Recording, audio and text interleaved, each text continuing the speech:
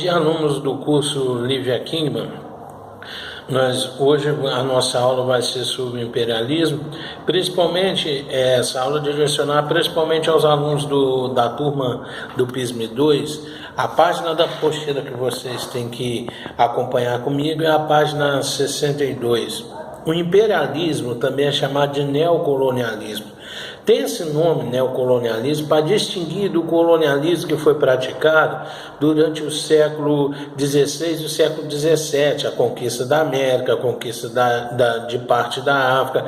Para diferenciar aquilo, então agora o colonialismo do século XVI e XVII, desse que nós vamos falar agora, desse imperialismo do século XVIII, usa esse nome, neocolonialismo, mas eu prefiro usar a palavra imperialismo, ela é muito certa, tá?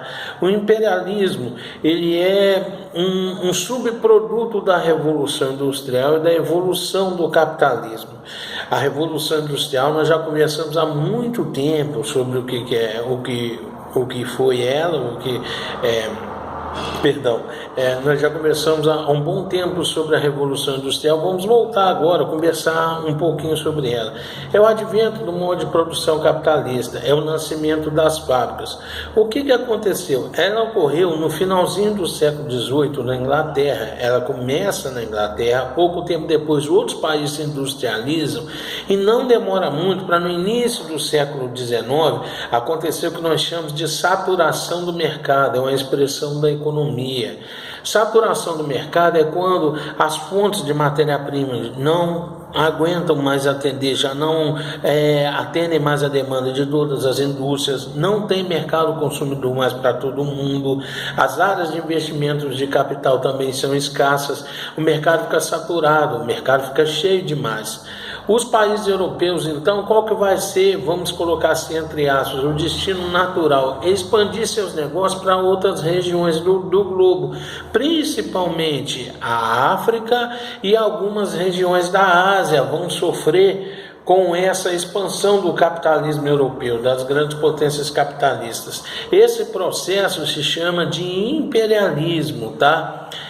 O imperialismo, então, é uma questão que cai muito para vocês, é você saber a motivação dele.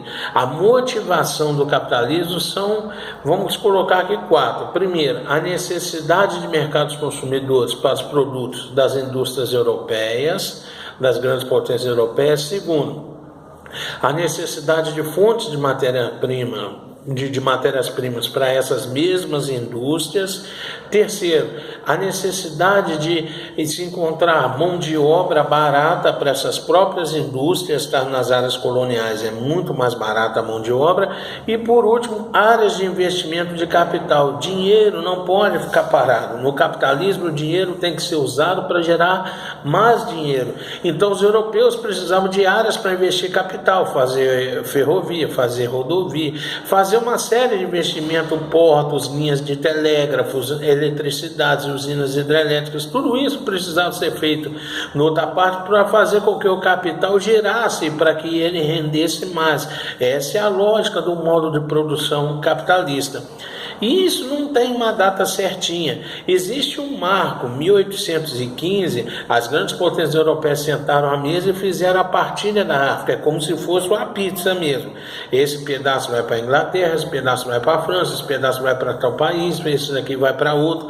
É assim que aconteceu. Os únicos que não foram consultados foram os próprios africanos e os próprios asiáticos, que também foram vítimas desse processo de colonialismo, tá? As duas nações europeias que tinham mais colônias eram a França e a Inglaterra.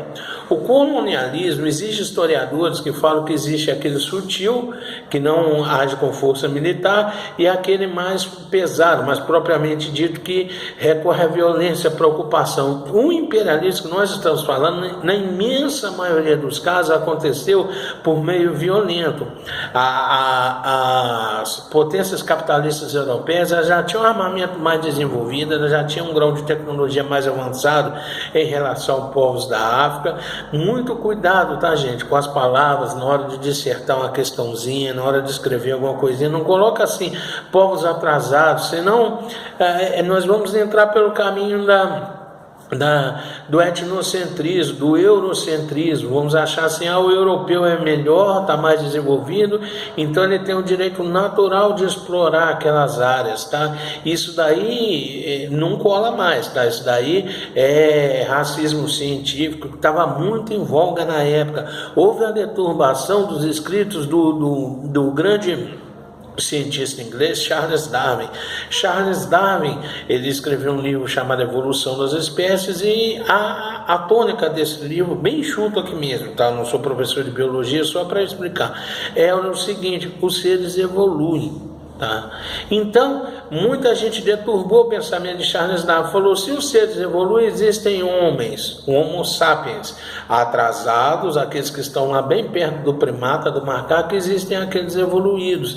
O europeu fez uma leitura toda distorcida disso, muitas autoridades europeias, muita gente importante falou: o homem 100% acabado é o branco, o europeu, o caucasiano, e os atrasados são os povos que habitam a África, a Ásia, são os índios, são as outras, vamos colocar assim um termo que nunca pode ser usado, mas eu vou colocar aqui agora para vocês entenderem: as outras espécies são atrasadas, e o maior tem direito de oprimir o menor. É assim na selva, o leão não pede licença, o leão domina a selva porque ele é o maior, ele é o mais apto, o melhor em tudo. Assim os racistas cientistas fazem essa leitura, então eles justificavam o imperialismo por essa ótica, falavam: nós temos o direito de invadir a África e a Ásia, se apoderar daquelas riquezas, subjugar aqueles povos, porque nós somos naturalmente superiores.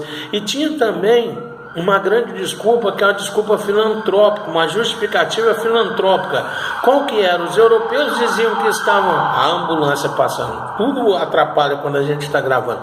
Os europeus falavam que estavam ocupando aquelas regiões da África e da Ásia para levar a civilização, levar os valores da civilização europeia, o cristianismo, a monogamia, tá? Todos aqueles hábitos, tá? Os costumes, as roupas, tudo aquilo. Isso, gente, é racismo puro, isso é etnocentrismo puro, é achar que o europeu é emanador de uma cultura superior aos outros povos. Não eram. Os povos da África, com todas as dificuldades, viviam muito bem antes do europeu pisar lá.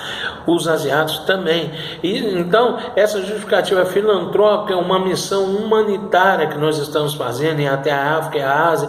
Isso é conversa fiada, isso é para escamotear, para esconder os reais interesses econômicos que havia por trás do imperialismo.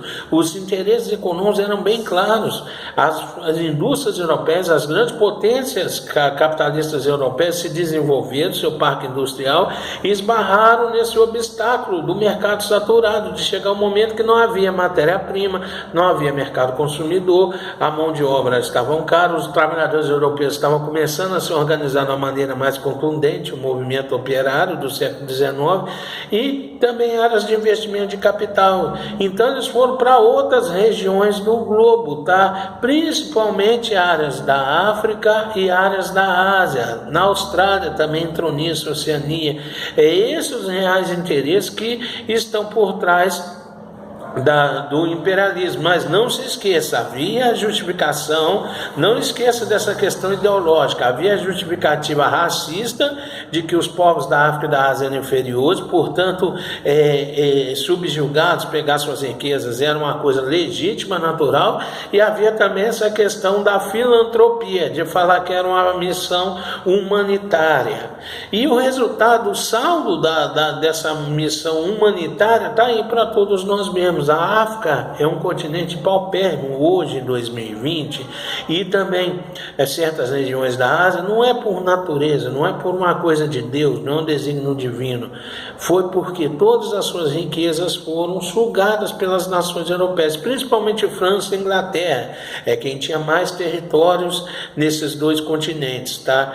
Alguns historiadores falam assim: o Brasil também foi vítima de imperialismo. Eu particularmente não gosto disso, porque os ingleses nunca entraram aqui com força militar. Não, os ingleses faziam com o Brasil, nessa mesma época, chantagem econômica. O Brasil fazia o que eles queriam, tá?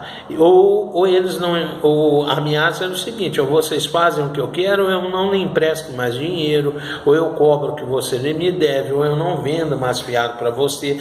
Mas a ocupação militar é muito perigoso, não aconteceu, é muito perigoso, meninos, em história, você querer colocar a mesma camisa em todo mundo, você colocar usar o mesmo método explicativo para todas as situações. O Brasil, a Argentina, a América eram nações subdesenvolvidas durante todo o século XIX e XX, mas eles têm uma história perdão, diferente, tem suas particularidades em relação a essas áreas da África e da Ásia que foram ocupadas efetivamente pelas nações pelas nações capitalistas europeias durante o imperialismo, tá? Não acho legal usar o mesmo método explicativo para tudo, cada um com a sua singularidade. Eu pegando o mesmo método explicativo para a Ásia e para a África, eu já incorro em um monte de erros, tá? E o resultado do imperialismo está aí para todos nós vemos: a pauperização de regiões inteirinhas. O grande historiador Eric Hobsbawm chegou a dizer o seguinte, que a África e a Ásia hoje, no início do finalzinho do século XX, foi quando ele morreu, são laranjas chupadas, porque tudo que houve de bom nessas regiões foram sugados pela França, pela Inglaterra e pela Bélgica, as outras grandes potências capitalistas europeias, grandes tesouros.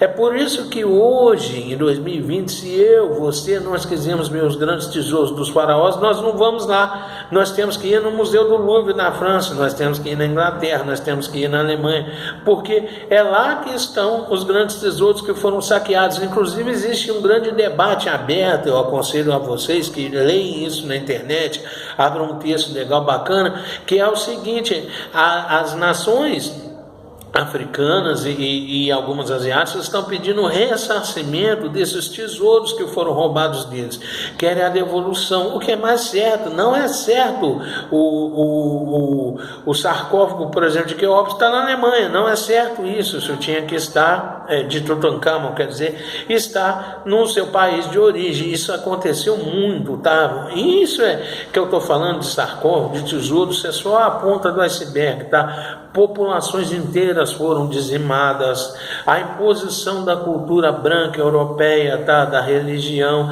e hoje a África é aquele continente doente, um continente em guerra. As fronteiras que existem lá são artificiais porque elas respeitaram os interesses das nações capitalistas europeias.